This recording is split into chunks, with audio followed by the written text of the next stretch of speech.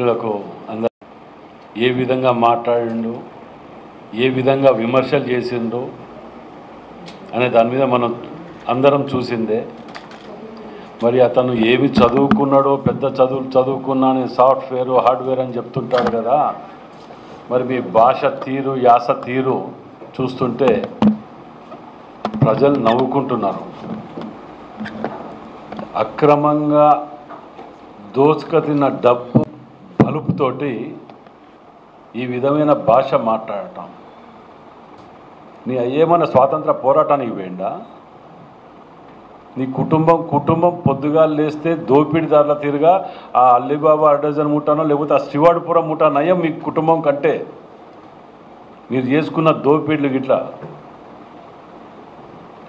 ఒకరో బాటిళ్ళ కేసులు అటు తిరిగి ఇటు తిరిగి లిక్కర్ కేసులో పోయి ఇట్లా ఒప్పుకుంటా ఇట్లా అనుకుంటూ తిరుగుతుంటుంది ఆమె. ఇంత అసలు ఏమైనా సోయి సొక్కి కూడా లేకుండా తిరుగుతుంది. ఎవరో చేసి నేను కాదన్నట్టు తిరుగుతున్నది. ఈయన ఫ్రస్ట్రేషన్లో ఈయన ఏం మాట్లాడుతున్నాడు, ముఖ్యమంత్రి గతంలో ఏం మాట్లాడిండో చూడండి. గతంలో ఆయన మాట్లాడి పరువు నష్టం దావానికి ఇట్లా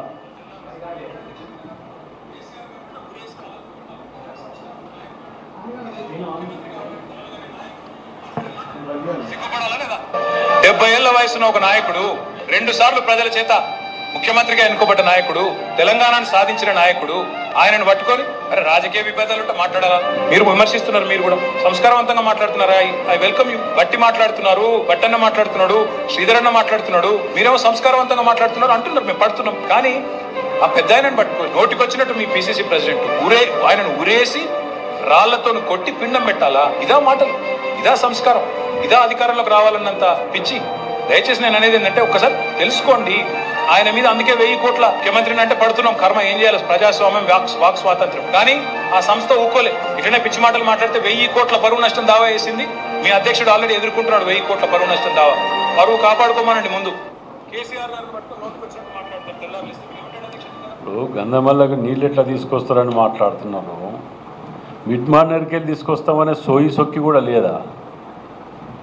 రా, నీకంతా నీ తీరుగా మేము భాష మాట్లాడాలనుకుంటే మేమల్లా దాంట్లో చిన్నప్పటికెళ్ళి గ్రౌండ్ లెవెల్కి వెళ్ళి వచ్చిన వాళ్ళం మేము. ఆ ఇంగ్లీష్ మేము అంతకంటే 100 రేట్లు మాట్లాడగలుగుతాం. కానీ మాకు సంస్కారం అడ్డం వస్తుంటుంది, ఓ పద్ధతి ఉంటుంది.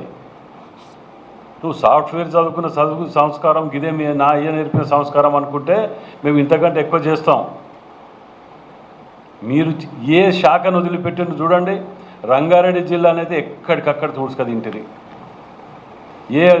అసలు ఏ ల్యాండ్ను వదిలిపెట్టకపోతే, ఏ సెటిల్మెంట్ను వదిలిపెట్టకపోతే, ఏ డిపార్ట్మెంట్ను వదిలిపెట్టకపోతే, కలెక్టర్లు చిన్న పిల్లలు ఉంటే కూడా వాళ్ళని రాత్రిపూట 12 గంటలకు పిలిచి వాళ్ళని ఓపెన్ చేయించి వాళ్ళ ఆఫీస్లో అది ఓపెన్ చేసి రిజిస్ట్రేషన్ చేయించుకొని క్లోజ్ చేయించిన సందర్భాలు ఇన్ని ఉన్నాయి. ఇన్ని దోసుకదిని ఇలా వీళ్ళని ఏమి అనొద్దంటే మందిని మార్పాలని పట్టుకొని వస్తాడు.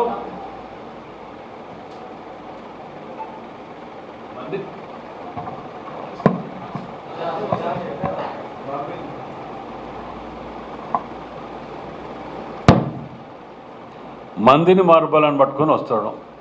ఆడ ప్రవీణ్ అని ఒక నాయకుడు, ఆయనంటే గౌరవం ఉండి ఒక ఆఫీసర్ ఉన్నప్పుడు ఆయన మాట్లాడిన మాటలు, ఆయన ఎంబటుడి కాళేశ్వరంలో దోసుక తిన్నారు, లంగలు దొంగలు బట్టేబాజులు అని చెప్పి తిట్టినోడు ఇవాళ ఆయన కూడా అందులో వచ్చి కూర్చొని మాట్లాడుతున్నాడు. సిగ్గనిపిస్తలేదు? ఇంకా ఏ ముఖం పెట్టుకొని వస్తున్నారు మీరు చరిత్రహీనులుగా మిగిలిపోయినరు. తెలంగాణ నిజంగా చెప్తాను, ఇవాళ తెలంగాణ అమరవీరుల ఆత్మలు ఘోషిస్తున్నాయి. నీ బిడ్డ చెప్తున్న దయ్యాలు తిరుగుతున్నాయి అనేది వాస్తవం. కూడా దయ్యాలు తిరుగుతున్నాయి. అమరవీరుల ఇంటికి ఎక్కడన్నా ఏ రోజైనా మీరు పొయ్యి చేసిండ్రా? వాళ్ళ ఆత్మలు ఘోషిస్తున్నాయి. ఇవాళ వీళ్ళ కోసం ఆమె తెలంగాణ ప్రాణాలు నా పిల్లలు వదిలిపెట్టుకున్నారు అనే దాని మీద ఏది అసలు వీళ్ళకు ఇవాళ ఒక విమర్శ చేస్తారు, దాని మీద కౌంటర్ చెప్తే తెల్లరా సబ్జెక్టు మాట్లాడరు, ఇంకో దాంట్లోకి వెళ్ళిపోతారు. ఇంతమంది నిజంగా కూడా మీరు అనుకున్న ఇవాళ రేవంత్ రెడ్డి గారిని, ముఖ్యమంత్రి గారిని మేము కూడా బాధ అనిపిస్తున్నది. ఎందుకంటే మా ముఖ్యమంత్రి గారు మా జిల్లాది తీసుకుపోయి నేను 100 సార్లు అడిగిన, అన్న ఇవాళ మా ఆఫీసుని, టీఆర్ఎస్ ఆఫీసుని వాళ్ళు కబ్జా పెట్టి ఘోరం, అసెంబ్లీలో కూడా మాట్లాడాను నేను, కబ్జా పెట్టి పార్కు ల్యాండ్ కబ్జా పెట్టారు. 8-9 ఏళ్ళు అవుతుంది. ఇవాళ వరకు సింగిల్ రూపీ ట్యాక్స్ కడతలేరు. కరెంట్ ఏడికెళ్ళి వచ్చిందని ఇన్ఫర్మేషన్ యాక్ట్ కడితే కూడా చెప్పిన మేము. కన్జ్యూమర్ నేము బీఆర్ఎస్, ఫాదర్ నేము టీఆర్ఎస్. దానికి లైటింగ్, సెంట్రల్ లైటింగ్ సిస్టము అన్నీ ఉన్నాయి. మరి ఇప్పుడు కూడా మేము కోర్టు కేసుకెళ్ళే వస్తాను. ఇలా 2 కేసులు అటెండ్ చేసుకొని 36 కేసులు పెట్టిన నా మీద. ఏమి చెయ్యకుండా 36 పెట్టినరే. మరి ఇంటి దొంగతనాలు చేసి ఇన్ని ఉన్నాయి కదా, వీళ్ళని ఎందుకు జైలుకు పంపటం ఇంకా లేట్ ఎందుకు అవుతుంది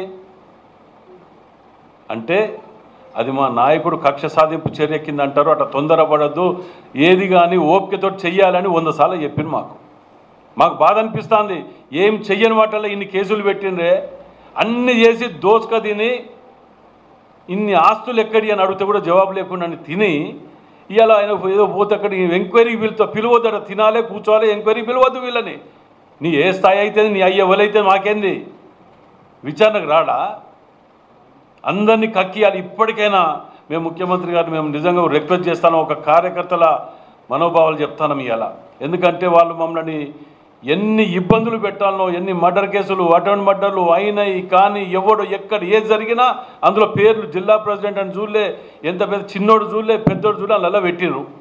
ఇవాళ వీళ్ళు తిన్నయి కక్కియటానికి కేసులు పెడితే వీళ్ళు ఉద్యమానికి పోయినట్టు వచ్చాడు కూర్చొని దానికి న్యూసెన్స్ చేస్తున్నారు. ఏవి కాదు, ప్రజలలో వీళ్ళకి స్పందన లేదు. వీళ్ళు ఎప్పుడైతే మొన్న పార్లమెంట్లో అన్ని డిపాజిట్లు పోయినాయో అప్పుడే వీళ్ళ చాప్టర్ క్లోజ్. ఈ 4-5 ఈ పైసలు డబ్బుల మదంతో లొల్లితోటి ఎగరబెట్టాడు తప్ప, ఓ 4 యూట్యూబ్ ఛానళ్ళు పెట్టుకొని ఆ దుకాణం పెట్టింది తప్ప వీళ్ళకు ఊర్లలో కాదు, సిటీలో కాదు, వీళ్ళ పాపం అనే నాదులు లేడు. ఇలా పాపం నాదులు ఉండేది. ఇలా ఎంతో మంది వచ్చేటోళ్ళు ఇవాళ ఇక్కడికి. దానికి ఇంకొచ్చి వరంగల్లో సభ పెట్టిండ్రు. ఏమంటాడు, ఒక్క బస్సు తప్ప ఏది లేదు అంట. ఇదేనా బస్సుకు అవపడతలే మీకు పెట్టిన సంక్షేమ పథకాలు? మేము చెప్పుకుంటా పోతే 100 చెప్తాం ఏమి ఇచ్చినామనేది. మీరు చెప్పగలుగుతారా ఇది చేసినామని?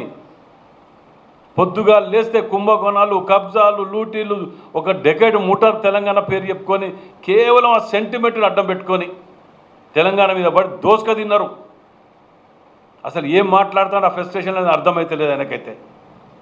ఇంకొకసారి కనుక మాట్లాడితే బిడ్డ మేము చెప్తున్నాం మళ్ళీ కూడా, మేము ఎవరు చెప్పినా ఇనమిగా మేము అదే తారీఖు మొదలు పెడతాం. అంతకంటే 4 గంటలు ఎక్కువ కూడా చేయగలుగుతాం మేము.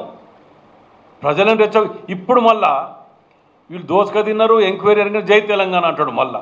అంటే మళ్ళీ తెలంగాణ అడ్డం పెట్టుకొని మళ్ళీ బతికి మళ్ళీ ఏదో చేద్దామని